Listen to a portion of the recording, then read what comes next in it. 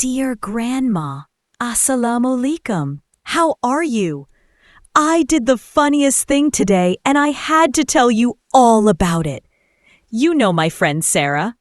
We were playing together in the park and I thought of the best prank ever.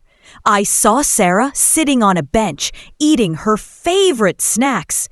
You know how much she loves them. I replaced her snacks with bitter gourd. Then I hid behind a tree and waited for her to take a bite. When she did, her face was like, "What? Bitter gourd?" She looked so surprised. She even tried to take another bite to make sure it was real. We both laughed so hard, Grandma. It was the best prank ever. Sarah thought it was funny too. She said that she is going to get back at me with an even sillier prank.